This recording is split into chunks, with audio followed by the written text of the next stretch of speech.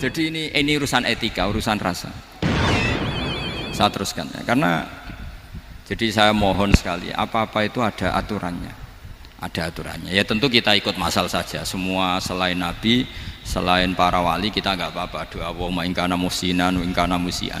Tapi di hati kita sebetulnya ketika mengatakan ingkana musian itu, coro Jawa hanya rapalan. Rapalan itu ya sudah ngomong saja, tapi nggak usah apa? Nggak usah dijiwai ya.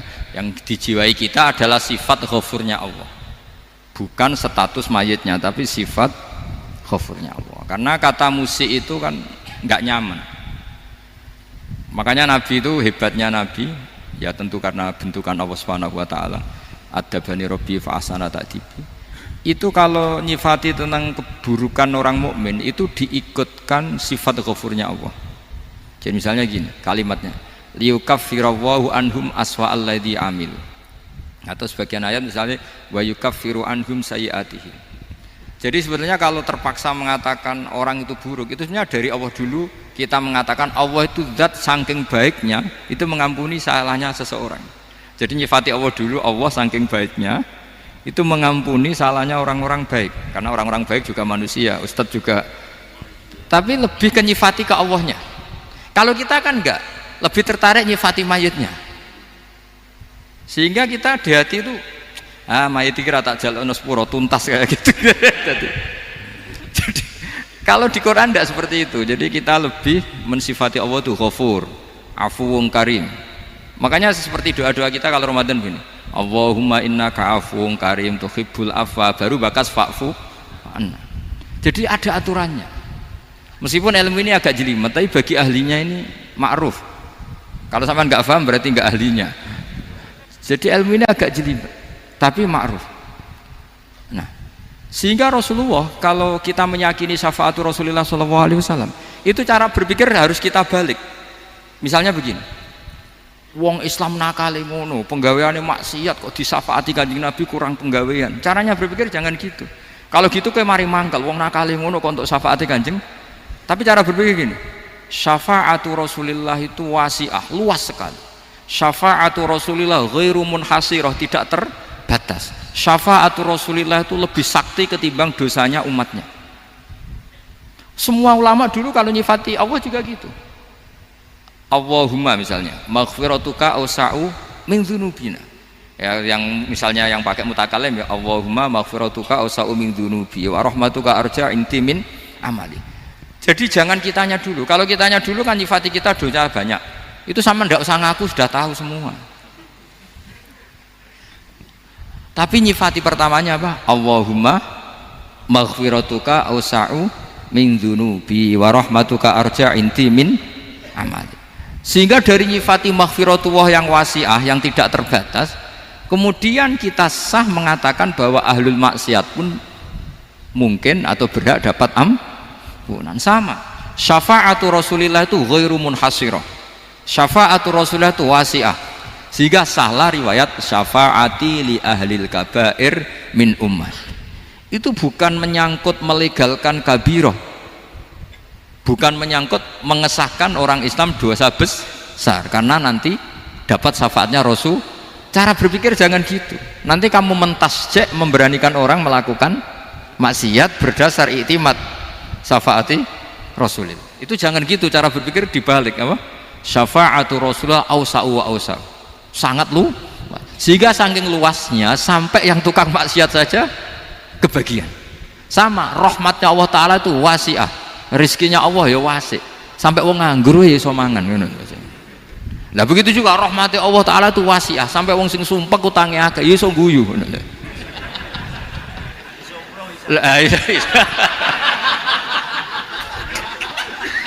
Tapi kalau dibalik, misalnya saya diprotes kiai, saya pernah juga diprotes, Gus umat kok mbok latih guyu padahal mereka maksiate akeh, hutangnya akeh, gini-gini. Karena kamu menyifati orangnya. Kalau menyifati orang ini sampean guyu haram. Utang jatuh tempo, sampean gak mikir dosa ndak? Dosa. Jadi kiai muridnya goblok kok kiai ini kurang tahajud itu ya dosa. Jadi kiai kok muridnya goblok tenang wae. Sementing untuk sowanan itu amatir ya gini. Mestinya cara berpikir dibalik. Rahmatullah wasi'ah, rizkuhu ya wasi', fadluhu wase sampai wong sumpek wae iso guyu. Sehingga kita ini sudah objek. Loh, kita ini tidak subjek di alam raya ini, kita tidak subjek tapi apa? Objek. Makanya saya berkali-kali mengatakan, mbok kayak apa sumpeknya kita, tetap wong iso guyu. Karena apa? Allah mensifati dirinya wa annahu wa adhaka wa abka. Allah itu adhaka, zat yang memberi orang iso guyu. Wa abka lan zat sing maringi wong iso nangis. Karena sifatnya Allah Ta'ala pasti nafidah, sifatnya Allah Ta'ala pasti terjadi. Dan kita objek. Makanya wong sumpek utange akeh, bojo ora percaya, tangga ora percaya, nak guyu banter-banter. Karena Allah ku adhakadat sing maringi guyu. Wa abka, sudah presiden, sudah gubernur, sudah menteri, nak Allah kepengin nangis no yo nangis. Coba ngeluhnya apa kalau misalnya jenengan seorang mantan presiden atau mantan gubernur, kadang anaknya calonan RT mbok menang bondak. Ngeluhnya apa orang alim, misalnya alim alama, anaknya mau jadi jurumiyah ra iso, susah. Kaya raya anaknya jadi pasien, susah. Allah punya cara untuk abega, untuk bikin orang nangis. Nah karena kita ini objek, pasti sesupek apapun orang yang bisa tertawa ya bisa nangis. Makanya banyak ulama yang nggak terlalu serius mikir agama ini, bukan karena dablek, enggak, karena Allah mensifati dirinya Al-Hadi, yang memberi petunjuk. Kita nggak ditunggoni Kanjeng Nabi, nggak ditunggoni Wali Songo, nggak ditunggoni para alawin yang dulu, nggak ditunggoni Habib-Habib yang kayak Said Abdul Al-Haddad. Tapi karena Allah itu Al-Hadi, yang memberi petunjuk, dan sifatnya Allah Ta'ala la budda wa ayat entakuna nafidah. Sifatnya Allah pasti nafidah. Amerika kayak apa liberalnya, sekarang trennya juga banyak yang masuk Islam. Kampung-kampung pedalaman nggak ada kiainya, cukup mudin. Kadang yang membawa agama itu orang yang ke situ mau nyari kayu. Orang di pedalaman Kalimantan, Sulawesi itu pertama itu nyari kayu, tapi bawaan hidayat, lama-lama bikin masjid. Saya pernah di Korea, ke sana orang nyari uang, niatnya juga nyari uang, tapi akhirnya tersiksa kalau enggak bikin masjid. Karena apa? Karena Allah itu Al-Hadi, zat yang memberi petunjuk. Maka kamu tidak usah khawatir, agama ini pasti jalan ila yaumil qiyamah, karena Allah Al-Hadi. Sama mbok kamu umat mbok weden-wedeni kowe ku amalan ora mesti ditampa, nek ora ditampa mlebu neraka. Ngono mulai ngaji ya tenang ae, tenang santai. Bahkan kadang bilang gini, Pak Yai tadi gak bener, masa ngecap orang mlebu neraka. Kita yang masyarakatnya gak tahu pintunya, Pak kayaknya tahu pintunya. Karena orang itu punya cara. Lho ya betul. Orang Bedui itu kalau ngaji sama Nabi itu lebih unik timbang yang soleh, timbang yang pinter. Sehingga banyak ilmu itu ditemukan dari orang Bedui. Karena cara berpikir itu aneh. Kalau orang soleh, orang waras kan berpikirnya ada aneh, standar. Jadi orang Bedui itu aneh. Pernah suatu saat Rasulullah itu khutbah cerita kiamat. Wah dahsyatnya kiamat kayak apa? Semua orang diam nangis semua. Orang Bedui enggak, lebih cerdas. Ini Nabi itu aneh, cerita kiamat kok udah ada tanggalnya, ini gimana? Orang nangis semua karena dahsyatnya kiamat kayak gitu. Bumi dihancurkan, wus. Kan terus sudah nangis dewi-dewi. Ya ono sing nangis pabrik banyune macam-macam ya. Ini kalau kiamat gimana ini perjalanan air kemasan saya kan orang mikir mikir dewi-dewi gitu. Tapi ini enggak. Orang Bedui cara berpikir tuh enggak. Malah ya Rasulullah mata sa'ah. Engkau itu cerita kiamat tapi enggak jelas tanggalnya. Kalau cerita kiamat ya harus jelas dong kapannya. Jadi unik. Jadi cara berpikir sahabat kaget semua loh. Kaget. Karena gak kepikiran. Nabi a'radu anhu, a'radu itu mengabaikan. Banyak sahabat yang menganalisis lam yasma kan. Nabi memang gak dengar sehingga mengabaikan. Ada yang analisis lagi sami'a wa kariha. Sebenarnya Nabi dengar itu gak berkenan karena tengah-tengahnya khutbah kok tanya. Tapi si Arabi ini cerdas. Masuk akal kan? Misalnya mau pilihan presiden, orang mesti tanya kapan kan gitu. Ya kan? Mau ganti presiden atau ganti bupati, takarannya orang kan kapan? Kayak Mas Akom jadi wali ndak? Pertanyaannya kan kapan? Kalau jatuhnya kan sudah ya. Sehingga tanya, mata sa'ah ya Rasulullah. Lama-lama Nabi diangen-angen, bener juga orang ini. Saya cerita kiamat kok gak jelas kapannya. Ini Nabi menjawab. Tapi karena Nabi orang-orang yang sangat pinter, tanya balik, ma'atat talaha. Lalu kalau kamu berani tanya kiamat kapan, saya tanya balik, ya persiapan kamu apa? Jawabnya santai saja. Fa wallah ma'atadullah kabira sholatin wala siyamin walakinni uhibbuka ya Rasulullah. Saya enggak menyediakan apa-apa, sholat saya biasa aja, maksudnya standar. Ya kira-kira 5 waktu pas. Ya jenis saya lah kira-kira gitu. Wala kabira siyamin, dan saya puasa ya standar saja pas. Walakinni uhibbuka ya Rasulullah. Tetapi saya mencintai engkau ya Rasulullah. Jawabannya Nabi apa? Almar'u ma'aman ahabba. Sebagian riwayat anta ma'aman ahbabta. Jadi hadis itu populer tuh barokahnya wong desa tadi. Andai kan dia punya etika, maka sowan dulu tanya 4 mata. Itu jadi hadis ahadi. Tapi barokahnya dia selonong di depan umum. Zaman Nabi khutbah itu jadi hadis mutawatir. Jadi kadang barang baik itu barokahnya orang yang enggak baik. Maksudnya su'ul adab. Tanya gitu kan su'ul. Tapi itu barokah. Akhirnya hadis itu mutawatir karena didengar ribuan sahabat yang mendengarkan khutbahnya Rasulullah. Tapi kalau hadis itu satu-satu kan khossoni bidzalika Rasulullah, khossoni bidzalika Rasul, itu nanti jadi hadis ahadi yang kualitasnya jauh di bawah hadis mutawatir. Jadi barokahnya orang su'ul adab itu ya ada. Karena Allah yang mendesain ini.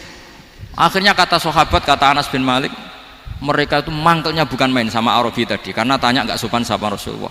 Tapi setelah Nabi jawab almar'u ma'aman ahabba fama farihu bisyai'in farahahum bidzalika badal. Mereka tidak pernah senang dengan hadisnya Nabi sesenang riwayat almar'u ma'aman ahabba. Barokahnya Arabi Bedui. Makanya saya sebagai kiai ini Bedui saya tak pertahankan ila yaumil qiyamah. Karena umat ini pernah terbarokahi oleh orang apa? Bedui. Barokai suladab tadi. Jadi mohon ini supaya majelis ini kan majlisul iltorti Rasulullah, coba terlatihlah mengatakan Allah itu subjek, Allah itu al-fa'ilul mukhtar, Allah itu al-fa'ilul mukhtar, Allah itu yang menentukan alam ini. Dan Allah mensifati dirinya wa annahu huwa adhaka wa abka. Allah itu zat yang memberi orang itu bisa tertawa, dan Allah juga yang memberikan orang itu bisa menangis. Mbok kayak apa kamu neror umat, wah amal nggak mesti diterima gini-gini. Ternyata neng majelis nangis ya, mulai guyu. Kadang guyu-guyune ngenyak tenang nih. Daripada apa ya agak-agak merodok orang yang dohirnya beda dengan batinnya, nggak perlu distatuskan seperti itu. Ya sudah biasa saja. Jadi, nah, fi muqaddimihim, imam besar dalam manhaj ini namanya Abul Hasan apa? Asyadzili. Abul Hasan Asyadzili itu kalau ada orang tanya gini, Beb saya ini susah, sholat saya tidak mesti diterima Allah gini-gini, marah. Enggak usah. Kafa bika jazaan an radiyaka laka ahlan. Sudah kamu ditakdir pernah sujud itu sudah keren. Saya itu andaikan dapat kabar dari malaikat bahwa sholat kamu tidak diterima, saya tidak susah. Bukan karena sombong. Pernah ditakdir sholat sujud ning Allah itu keren. Kayak apa malunya kita ketemu Allah kemudian kita di bumi tidak pernah sujud. Makanya itu Abul Hasan Asyadzili kowe ora usah mikir salatem ditampa taro ora usah mbok mikir. Kowe ditakdir tau sujud itu hebat. Kafa bika jazaan an radiyaka laka ahlan. Cukup kamu mendapat balasan dari Allah, kamu pernah ditakdir sujud. Gak perlu ngaji alim alamas, gowo sawi ngalor ngidul jalalain keren. Paling gak malaikat pernah melihat kamu, wah gowo tak kitab kuwedi. Gak penting paham, gak penting karena isra bakat paham. Jadi Abul Hasan Asyadzili adalah orang yang, dan itu Al-Hasani ya, dan itu Al-Hasani. Makanya macam-macam kita yang Al-Husaini sudah kita punya Faqih Muqaddam, punya banyak. Di Al-Hasani yang paling populer diantaranya adalah Abul Hasan Asyadzili. Beliau tuh kalau ngendikan sesuatu itu positif terus. Termasuk itu ketika ada orang resah sholat saya diterima ndak, kata beliau wes sing sempurna ditakdir tahu sujud. Saya itu sebetulnya kadang-kadang miris, wes sholatku tompo ta ora, tapi saya sangat sadili, sangat sadili. Saya nggak pernah berdoa ya Allah ibadah kami jenengan terima ndak, karena takut kalau doa gitu keterusan itu terus ditompo ora, akhirnya keterusan gitu, akhirnya ngenes. Masa orang pernah sujud ngenes, lama-lama gini setan masuk. Apa artinya saya sujud ternyata gak diterima? Lu wong kawula kok iskal tentang pernah sujud. Itu kan ibarat gini, kamu ngasih uang sama orang tua kamu, misalnya Habib Soleh ngasih uang Habib Ali, terus apa artinya tak kasih, kemudian beliau tidak terima kasih, itu kan lucu. Terima kasih tidak terima kasih, seorang anak ngasih orang tua itu keren. Makanya saya bangga dengan Habib Soleh ketika beliau mengumrohkan Habib Ali, sudah mendaftarkan haji Habib Ali. Nggak usah mikir diterima apa enggak, wes keren, itu sudah perilaku yang keren, yang hebat. Makanya saya sering ada orang mau cerai tanya saya, Gus saya ini cerai gak, istri saya kurang ajar gini. Gak usah. Tapi bojoku lo judes. Uang di bojoku wis keren, paling gak kowe ra darani jomblo.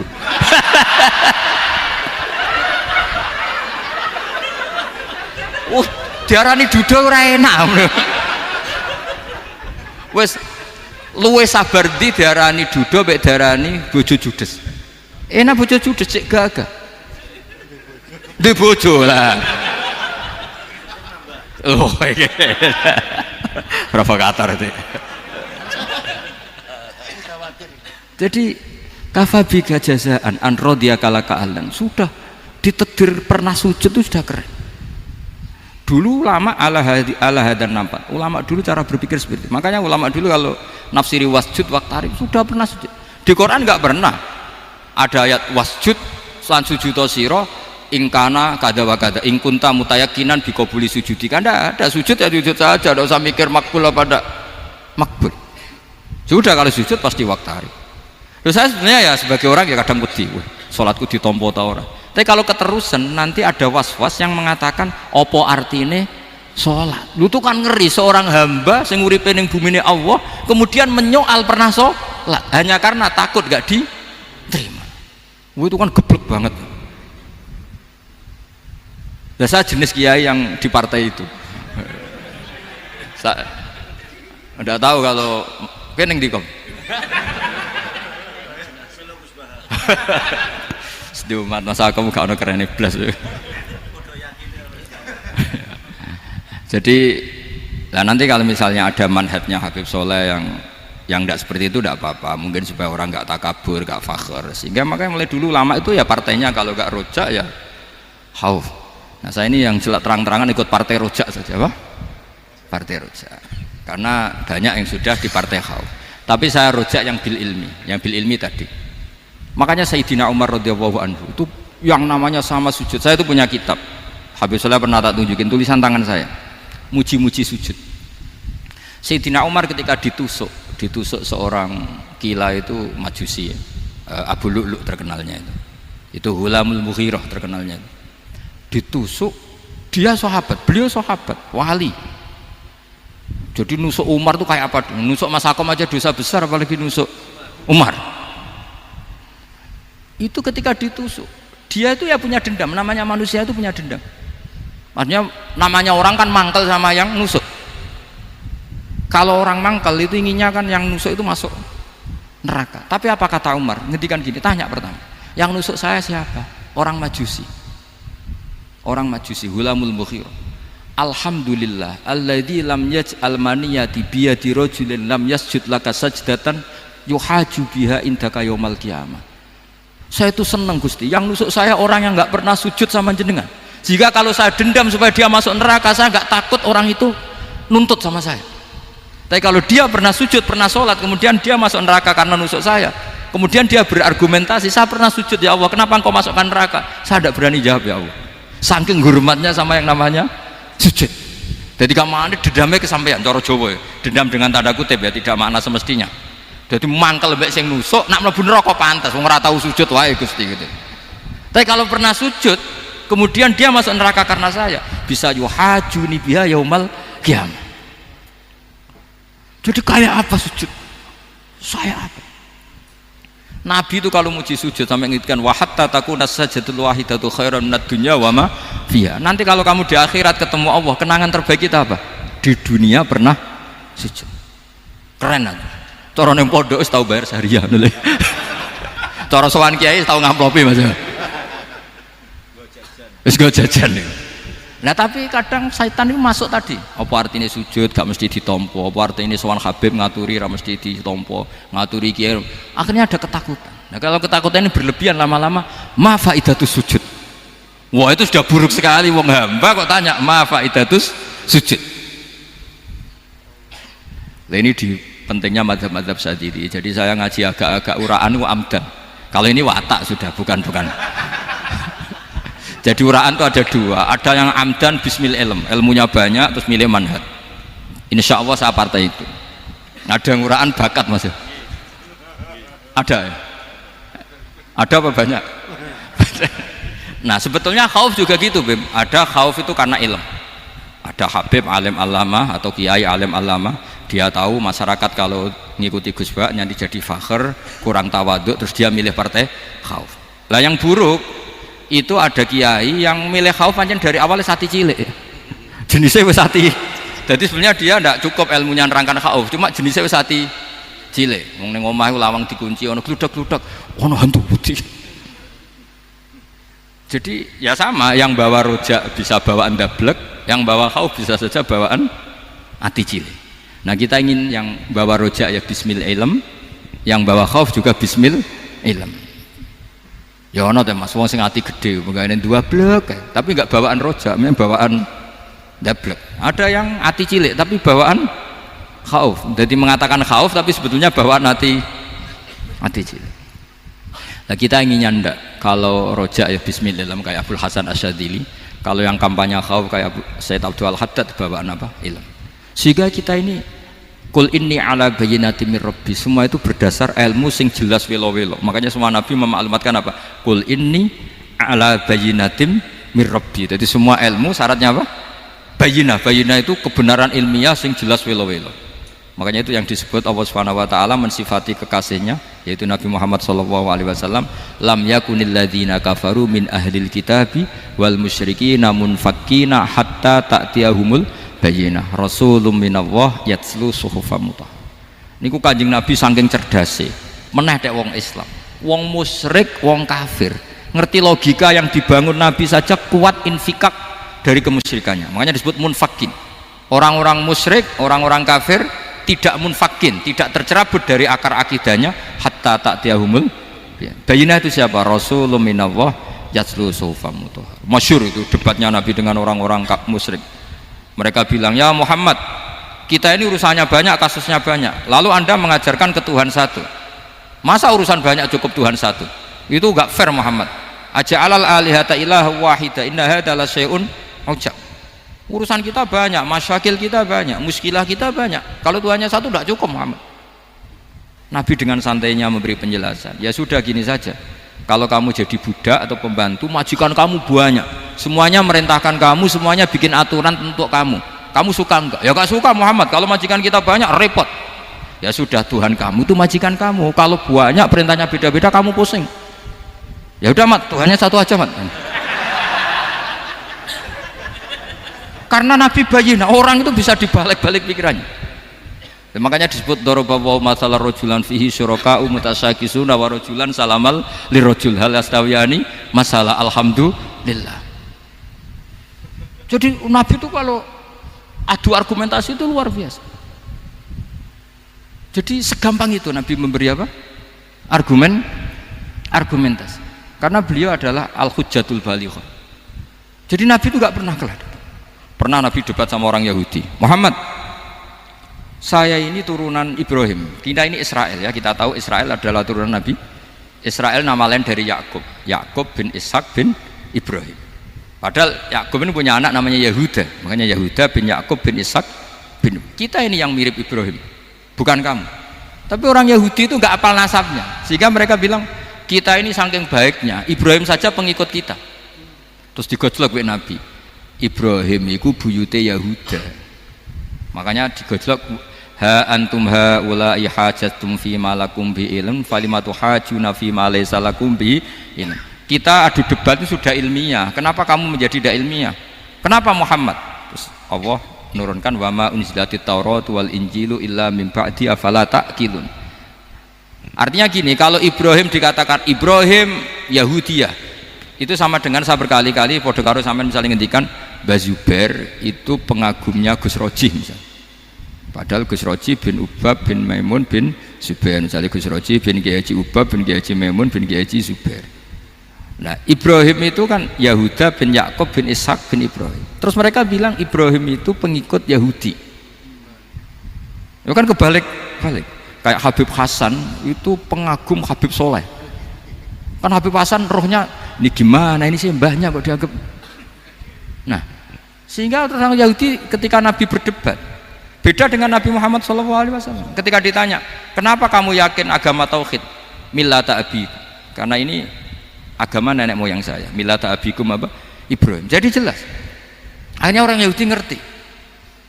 Ya kan sama dengan mengatakan tadi Pak Karno itu pengagum Puan Maharani. Kan aneh nggak kalimat itu?